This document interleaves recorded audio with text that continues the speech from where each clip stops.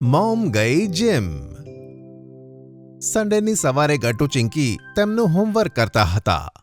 Mom બપોરનું ભોજન બનાવતી હતી અને ડેડ બજારે જવાની તૈયારી કરતા હતા.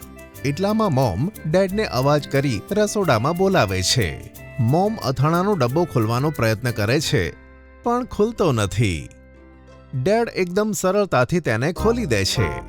જોઈ લીધું ને, હું છું ને વધારે સ્ટ્રોંગ. ગટ્ટુ ચિંકી, મેં કીધું હતું ને, તમારા ડેડને કોઈ હરાવી શકતું નથી. અરે, એક ડબ્બો ખોલવો એ ક્યાં મોટી વાત છે. આ તો મારા હાથ ચીકણા હતા એટલે હું ના ખોલી શકી. એમાં શો ઓફ કરવા જેવી થોડી કોઈ વાત છે. ઓહ, ચેલેન્જ એલર્ટ! જો ચિંકી, મોમ ડેડ એકબીજાને ચેલેન્જ કરી રહ્યા છે. મજેદાર છે ને? શું કહે છે? ગટ્ટુ, વાત તો સાચી છે તારી. મને પણ લાગી રહ્યું છે કે જ્યાં વાત ચેલેન્જ કરવાની છે તો મામલો સેટલ કરી દઈએ તો ફેમિલી સ્ટ્રેન્થ ઓલિમ્પિક્સ રમીને. ગટ્ટુ ચિંકી પેન અને પેપર લઈ ગેમ્સનું લિસ્ટ બનાવે છે. બંને ઘણું પ્લાનિંગ કરે છે કે કેવી ગેમ પસંદ કરવામાં આવે અને તેના માટે તેમને કયો સામાન જુગાડ કરવો પડશે. ઓકે, હું કેટલીક સારી ગેમ વિચારું છું. ટગ ઓફ વોર કેવી રહેશે? અને બકેટ રેસ? હા, અને જીતવા વાળાને મળશે મોટો આઈસ્ક્રીમ ટબ. અરે, તો આપણે વાર શેની જોઈ રહ્યા છે? હમણાં જઈએ ગાર્ડનમાં અને ચેલેન્જ શરૂ કરીએ.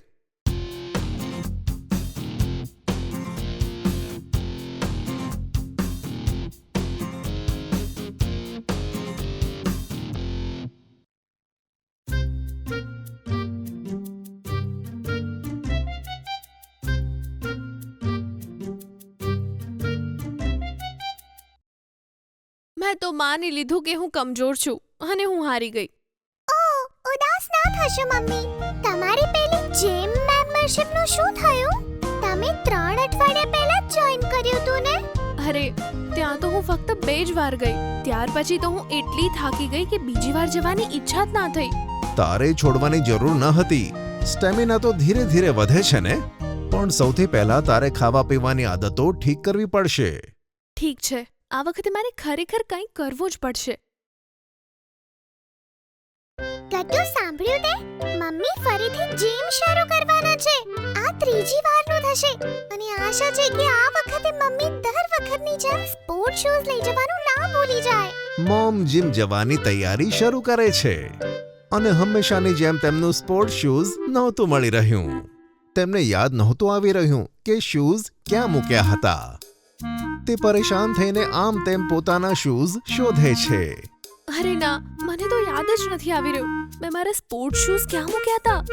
લાગે છે ઉંમરની સાથે સાથે મારી મેમરી પણ કમજોર થતી જાય છે. ગટ્ટુ, કેમેરો ઓન કર. વિડિયો બ્લૂપર્સ બનાવવાના છે. ફિટનેસ ફેલ નંબર 1, ઓપરેશન શૂ મિસિંગ. અરે, મમ્મી તેમનું યોગા મેટ શોધી રહ્યા છે. અરે, મમ્મી પાછું તેમનું પર્સ ભૂલી ગયા.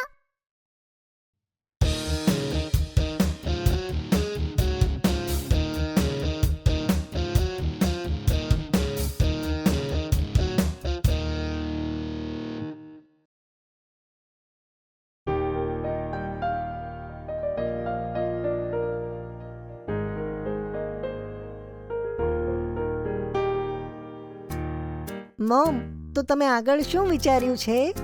હું હાર નહીં માનું ગટ્ટુ. હું બધાને બતાવી દઈશ કે હું પાક્કી ખિલાડી છું. ઓકે, તમે રેડી છો? તો શરૂ કરીએ આજનું વર્કઆઉટ.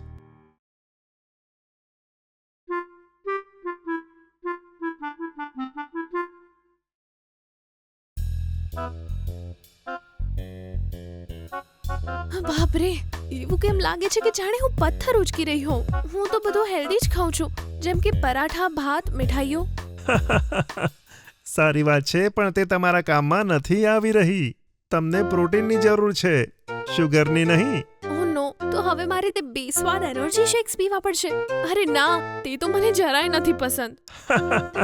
અરે ના, પ્રોટીન માટે તમારે પ્રોટીન શેક્સની જરૂર નથી. તમે ઘરે રાખેલી વસ્તુઓ જેમ કે પનીર, દાળ, ડ્રાય ફ્રૂટ્સ કે ઈંડાથી પણ પૂરું કરી શકો છો. આ બધા પ્રોટીનના સારા સોર્સ છે. ટ્રેનરની વાત સાંભળીને ગટ્ટુ ચિંકી ઇન્ટરનેટ પર ગૂગલ કરવા લાગે છે. તે એ જાણવાનો પ્રયત્ન કરે છે કે આખરે એવી કઈ રેસીપી બનાવવામાં આવે જે હેલ્ધીની સાથે ટેસ્ટી પણ હોય. પછી તેઓ મોમની હેલ્પ કરવા માટે કિચનમાં જતા રહે છે. હું તમારી મદદ કરું છું મોમ. મેં તમારા માટે એક પૂરું જીમ મેન્યુ બનાવ્યું છે જેથી તમે સ્ટ્રોંગ થઈ જશો. મારી લિસ્ટમાં ઘણી બધી વસ્તુઓ છે જેમ કે મગની દાળના ચિલ્લા, પનીર દજી રોલ્સ અને હા, ક્રન્ચી પનીર ચાટ પણ. અને ગટ્ટુ, તું આ બધું મમ્મી માટે બનાવવાનો છે ને? હા, કેમ નહીં?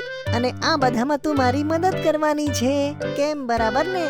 અરે ચિંતા ના કરો, હું બનાવી દઈશ. અને બાકીના માટે ઇન્ટરનેટ પર વિડિયોઝ છે ને. હેલ્ધી મેન્યુ ફોલો કર્યા પછી મોમ જીમમાં એ બધા વર્કઆઉટ કરી શકે છે જે એ પહેલા નહોતા કરી શકતા, કે પછી થાકને લીધે તે વચ્ચે જ છોડી દેતા હતા. તેમના વર્કઆઉટ્સ જોઈને ટ્રેનર પણ ઘણા ખુશ થઈ ગયા. અરે શાબાશ, જોયું, તમે તો એકદમ સ્ટ્રોંગ થઈ ગયા છો. તમે બીજા બધાને પાછળ છોડી દીધા છે. હું ખરેખર ખુશ છું. મારે મારા હસબન્ડને ફેસ ઓફમાં હરાવવાના છે ને. આ વખતે ચિંકી મોમના ઘણા સારા વિડીયો બનાવે છે જેમાં મોમ લંચીસ, ક્રન્ચીસ, સ્કોટ્સ બધું સરસ કરે છે, જાણે કે તેમને વર્કઆઉટ કરવામાં મહારત હાંસલ કરી હોય. વાવ! આ અમારો નવો વિડિયો, સ્ટ્રોંગ મોમ હેક્સ, નો સપ્લિમેન્ટ, રિયલ ફૂડ ફિટનેસ. તમે ફેલ નહોતા મોમ, બસ તમારું વોર્મ અપ સેશન વધારે લાંબુ હતું. તો મમ્મી, હવે તમે ફિટનેસ મોમ બની ગયા છો, તો પપ્પા જોડે રીમેચ થઈ જાય. અરે ગટ્ટુ, કેટલું સારું થાત ને જો આપણે આ બકેટમાં કૂકીઝ અને ચોકલેટ્સ ભર્યા હોત. યમ! ચિંકી, યાદ છે ને, આપણે ઘણા બધા હેલ્ધી સ્નેક્સ બનાવ્યા છે. ચોકલેટ નહીં, તારે બદામ ખાવાની જરૂર છે. હવે અહીંયા ધ્યાન આપ અને જલ્દી બકેટમાં કેરી ભર.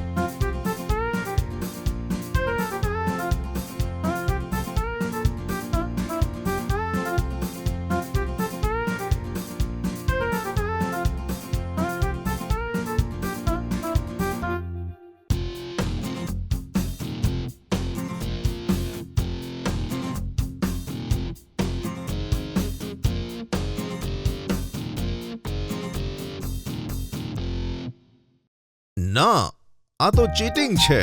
Everything is fair in love and war. સાંભળ્યું નથી પપ્પા તમે? લાગે છે આ વખતે બાજી પલટી ગઈ છે અને હું બધા ચેલેન્જ જીતી ગઈ. સારું ભાઈ, મેં મારી હાર માની લીધી. તું મારાથી વધારે સ્ટ્રોંગ છે. ચલો પપ્પા, હું તમને થોડો ચીયર અપ કરું તમારી ફેવરેટ આઈસ્ક્રીમ ખવડાવીને. ચિંકી, યાદ છે ને, આપણે શુગર ઓછી કરવાની છે. અને જ્યાં સુધી મને ખબર છે, આઈસ્ક્રીમ તો મીઠી જ હોય છે, ફૂલ ઓફ શુગર. એક ટેસ્ટી ફ્રૂટ ચાટ કેવું રહેશે? ખૂબ સારો આઈડિયા છે ગટ્ટુ, અને મને તો અત્યારે તેની બહુ જ જરૂર છે. અરે સેલિબ્રેટ કરવા માટે ફ્રૂટ ચાટ કોણ ખાય? આપણે બધા ખાઈશું અને મમ્મીની જીત સેલિબ્રેટ કરીશું. પણ હા મોમ, તમે વર્કઆઉટ કરવાનું બંધ ના કરતા. પછી આખી ફેમિલી સાથે મળીને ફ્રૂટ ચાટ ખાય છે. આ મારી એકલીની જીત નથી. મારો સાથ આપવા માટે તમને બધાને થેન્ક યુ. અને હા, ખરેખરી જીત કોઈને હરાવવામાં નહીં પણ બીજાનો ઉત્સાહ વધારવામાં છે અને એક સાથે આગળ વધવામાં છે. સમજ્યો Gattu? Healthy family, happy family.